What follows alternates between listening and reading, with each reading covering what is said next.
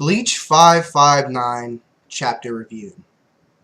An interesting chapter, a decent chapter, not an amazing chapter. We got a little bit of exposition, but generally, I'd say it was set up. So, unfortunately, we ended off with the same fucking cliffhanger from last week. Rukia and Renji arrived to save the day, and we don't actually see them do anything. I would have been perfectly fine with them showing up at the end of the chapter, like they did last chapter, if they came in and stomped the shit out of somebody, or at least when I'm here to fight, Bankai, you know what I mean, or Rukia pulls a Bankai. That's not going to happen, but you understand what I mean, right? It would have been so much more interesting if they had actually come in and done something as opposed to just showing up. The only difference is that last chapter they were traveling, this chapter they show up, but at the end of the day it's still them standing doing nothing. So the chapter starts off and we see Haschwald and Shunsui in the now, and Haschwald has basically been absorbing the reishi of sorts and getting rid of that awesome ass barrier. The first thing Nanao has actually done, I guess. Granted, it wasn't offensive, but you understand what I mean. Her first actual spell or keto, and I've never seen her Zombok Toe, so I can only imagine she's some sort of keto expert or whatever. So she puts up another one, and it's hexagonal. 1, 2, 3, 4, 5, 6. Yeah, it's hexagonal. Okay. And basically, she says something like, "Oh, you probably think that it looks weaker because it's not a single wall, because it's got the little cracks." And Haschwald's like, "Yeah, considering how the Rishi's bound together, it clearly looks weaker than before, but it's too obvious for it to be true." And I'm thinking to myself, okay, you got a point there. And he says, "I guess there must be a trap somewhere." Probably. So he says, "I'll have to use a more violent method," pulls out his sword, and we see this Quincy pentacle thing, you know, the ones where they look like they're about to go Volstandig, appear behind him. And at first I thought, oh shit, he's going Volstandig, he's using his Quincy powers. But I know he wasn't. When you look at his face, he's got that shock, like he didn't know what was going on behind him. And basically he says, "Oh, now I see. I received an order to return to Silburn." I'm guessing Silburn is the place that they operate. So he leaves, and he says, "His Majesty's orders are absolute." And Shunsui says, "Okay, next time, I'll be waiting with you with some delicious tea ready." And what I translated that to was, "I see. Next time I'll be waiting for you with my fucking Bankai that I haven't shown in over 500 chapters. Yeah, you're looking forward to that, aren't you?" That's what I gathered from that statement, because of how bold it was, how not just figuratively bold, but literally bold. The text was bolder. They were putting some heavy-ass emphasis on that, saying, "You and me ain't done, Zeke. Next time we meet up, it's going to be fucking you or me." So Haschwald's like, "Okay, very well." So Bleach chapter 559, The Night Right. So that's basically like how the Japanese would say the night light, but you know how they do with their R's and L's.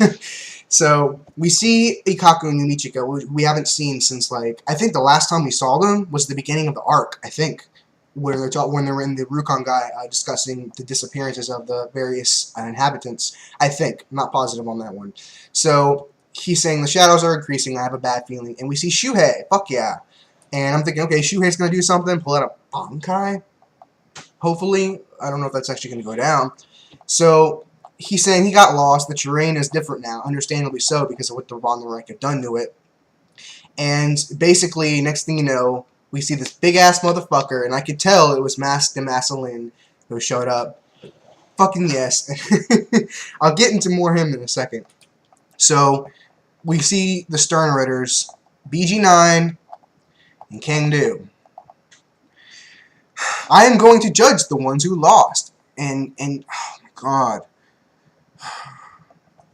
BG9 brings up a very valid point. Please wait, even though this is completely out of my character, because I'm characterized and portrayed as a heartless, soulless, calculating machine. I'm totally gonna beg for my life, which I don't actually have because I'm a robot, presumably. Indeed, I lost once, but thanks to the release of the Volstandig, we were able to resuscitate. And Juhabak doesn't care about any of that shit, which I don't understand. So it's like, okay, the Shinigami beat him with a Bankai. So how can you not understand that without a Volstandig, you understand what I'm saying? He would need that Volstandig to actually be on par. If he lost in his Volstandig, that'd be another scenario. But now we don't even get to see what his Volstandig looks like, and then they kill off, presumably, 2 characters who I want to see more of. So Geobot's like, I see, you were lucky to have been able to survive then. And then he says some bullshit like, be grateful for your luck, however, the scales of the fight must be fair. Actually, no, that's what Hoshwald says. The scales of the fight must be fair. The life saved by your good luck will be terminated by the same amount of misfortune. What he's basically saying is that each and every reaction has an each action has an equally opposite reaction. That's Newton's law, some kind of scientific law. Basically, what goes around comes around of sorts. And what he's saying is that you were saved by that amount of fortune, therefore your demise comes from an equal but opposite misfortune. And obviously enough, I'll get into that obviously enough part in just a moment, involving balance and scales. So he's like, wait, please, and King Dude doesn't give a fuck. I could tell that. I was thinking, okay, he's going to be spared. Presumably, BG9 dies. I'm hoping K could have stood for Killbot. If we don't find out what it stands for, I'm going to be so pissed. And BG9 says, did you forget my power? There's like a blade that hit his throat. I don't know if he stopped or if it just didn't work. He said, the Iron King do. It's easy for me to stop a blade like yours. So I'm like, wait, so the iron is basically just an overpowered, overglorified blue vein? Huh? So he says, cut me down if you're gonna, but I won't be killed by anyone but His Majesty. That's a fucking loyalty. And if you look closely, you see some, like, what's his name? You see some, like, Mellow from Death Note level burns on his face, or it looks like burns anyway. But I'm guessing it's iron of sorts encasing his body. Like I said, the iron was gonna be some rip-off Virgo from One Piece armament hockey, full body shit. That's what I was predicting, and it looks like I might be right. So Hoshball says, "Can you see the tilted scales?" and brings out this end of a scale with a Quincy pentacle, and it goes down, and it presumably cuts him. Like you can see, looks like his arm got cut or something. It's very, very vague, you know, Kubo does with his whites and blacks, and presumably he dies, or maybe not. So, Hoshwald, obviously enough, the B stands for balance, because that's all he fucking talks about this chapter, balance. So I'm wondering how that's going to work out. It makes me think, because if you care about balance, why do you Quincy's eradicate hollows doing the opposite of fucking balancing? Shinigami are the one who balance. They say, okay, hollow, slay it, absolution, goes to Soul Society, you know what I mean? The cycle of rebirth. That makes sense. But the Quincies do the opposite of fucking balance. Instead, they tilt the scale to one particular end and fucking destroy everything. So, I don't get that. So basically after that, Master Masculine shows up. 1, 2, 3 on some WrestleMania shit. Luchador Mexican style, and then we see this little fat fuck who looks like a very short version of Gluttony from Full Metal Alchemist, and he's got like a little bell, and he's like, hey James, hey, and Master Masculine says, I'm assuming his real name is James, but I'm just going to call him Master Masculine for now. With this, we were able to finish almost all the captain ranks we found. Holy shit. Makes me wonder exactly what happened to the captains we haven't seen.